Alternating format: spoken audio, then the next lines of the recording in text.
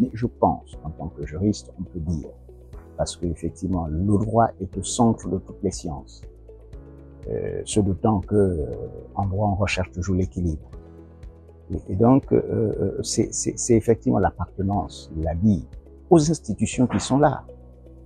Et l'appartenance à ces institutions communes, l'appartenance au sceau de la République, qui sont communs, qui sont contenus dans la Constitution gabonaise, l'appartenance aux mêmes symboles, aux symboles identitaires.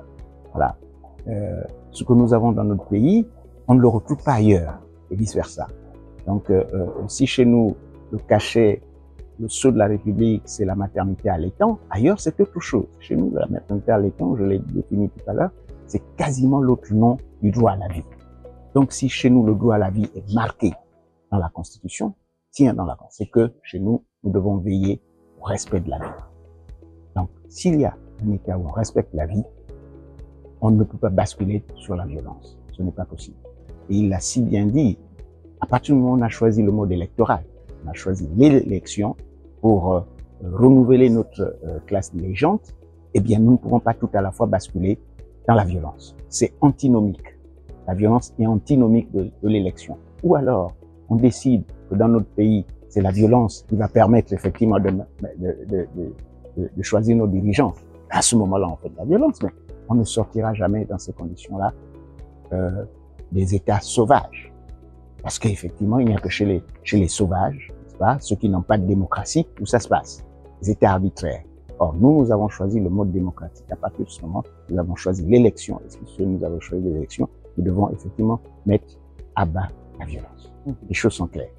Et c'est pourquoi, justement, aujourd'hui, nous sommes sentis en mesure d'évoquer la question relative au vivre ensemble, de vivre ensemble, pour ressortir un peu tout ce que nous avons en commun, tout ce que nous avons de sédiments, pour que nous prenions conscience de cette communauté de vie, de cette communauté de valeurs, de cette communauté de destin. Voilà. C'est pourquoi justement nous avons organisé cette réunion, cette conférence, débat, pour discuter de cela, de cette notion importante, sans laquelle on ne pouvait pas construire une nation, on ne pouvait pas construire un État. Vous ne pouvez rien construire si vous ne faites pas référence, si vous n'avez pas comme attachement et comme rattachement ces valeurs qui font de la République.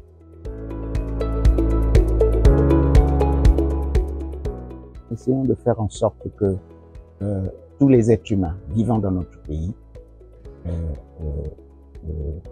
participent, n'est-ce pas, à l'équilibre des institutions, parce que nous sommes respectueux des droits de l'homme. Et nous voulons que l'État gabonais soit respectueux des droits de l'homme. Donc, nous voulons que cet équilibre existe. Et j'ai toujours pensé, pour ma part, moi qui enseigne dans les écoles de police, que il faut éviter au XXIe siècle, c'est ce qui se passe aujourd'hui en France, malheureusement dans le mauvais sens, il faut éviter qu'au XXIe siècle, nous donnions encore raison à Max Weber, qui disait que l'État a le monopole légitime de la violence. Ce n'est pas vrai. Ce n'est pas vrai. Si c'était vrai au XIXe siècle, au XVIIIe siècle, parce qu'il parlait justement dans cette période-là, les choses ont changé aujourd'hui. Même l'État doit rendre des comptes. C'est ce qu'on appelle le droit à la redevabilité. Ils doivent rendre compte. Et s'ils rendent des comptes, si la police doit rendre des comptes, si les forces de sécurité et de défense doivent rendre des comptes, c'est qu'on est désormais entré dans un état de droit. À partir de ce moment, on ne peut plus accepter que l'État ait le monopole de la violence légitime. Ce n'est pas possible.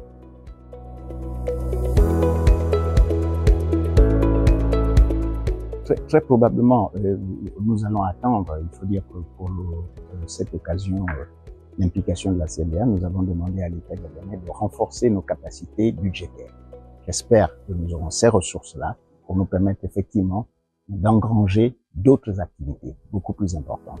Je puis déjà vous signaler que mercredi prochain, la Commission nationale de l'homme formera les sous-officiers de police et les sous-officiers de gendarmerie sur le rôle des responsables de l'application des lois, c'est comme ça qu'on les appelle dans le langage onusien, est responsable de l'application de la loi, donc les policiers et les gendarmes, sur leur rôle dans le processus électoral. Comment ils doivent se comporter dans les bureaux de vote, en dehors des bureaux de vote, etc. Comment doivent assurer la sécurité des personnes et des biens, etc., etc. Voilà un peu, si vous voulez, notre petite contribution jusqu'à mercredi. Puis ensuite, on verra.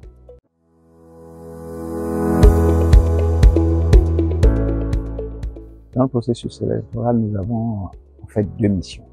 Une première mission, c'est une mission de sensibilisation, conformément aux principes de Paris et surtout aux dernières recommandations de l'OIF et de l'AFCNDH.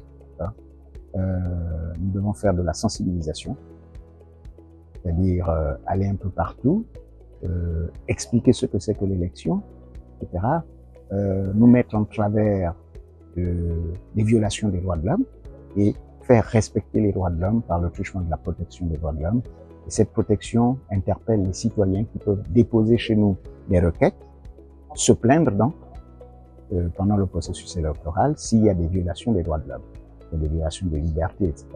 Donc nous devons, si vous voulez, sauvegarder tout ça et surtout veiller à ce que les droits de l'homme soient respectés partout pendant le processus électoral.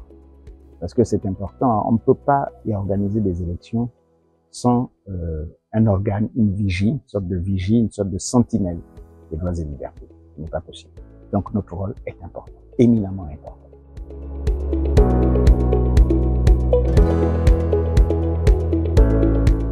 Toutes les commissions nationales de droits de l'homme qui ont été créées sous les auspices de l'Organisation internationale de la francophonie, d'accord, elles sont nombreuses, ces commissions, et qui sont organisées par les principes de Paris. Les principes de Paris, si vous voulez, c'est notre loi, c'est notre constitution, la Commission nationale des droits de l'homme. Ce sont des organes de l'État. J'ai toujours dit, je crois qu'à Paris un jour je l'ai dit, que les commissions nationales des droits de l'homme sont le siège du paradoxe parfait. C'est-à-dire que ce sont des organes de l'État. L'État injecte des moyens, mais ce sont des organes également qui se déterminent comme des organes indépendants. D'accord? Indépendants pourquoi? Je vais vous dire, ça fait 11 ans que je dirige la Commission nationale des droits de l'homme. À aucun moment, le président de la République n'a osé m'appeler. Il ne peut pas le faire. D'accord? Il respecte cette indépendance, même si l'État dégage des moyens. D'accord? Oui, parce que c'est un organe de l'État, c'est l'État qui a créé par une loi. Donc, ils ont l'obligation, dans toutes les commissions, même en France, la commission consultative française des droits de l'homme, c'est la même chose, c'est le même procédé. Ils reçoivent de l'argent de l'État, mais ils se réclament d'une indépendance. À telle enseigne que cette indépendance existe d'ailleurs, puisque nous n'avons pas de compte à rendre à l'État.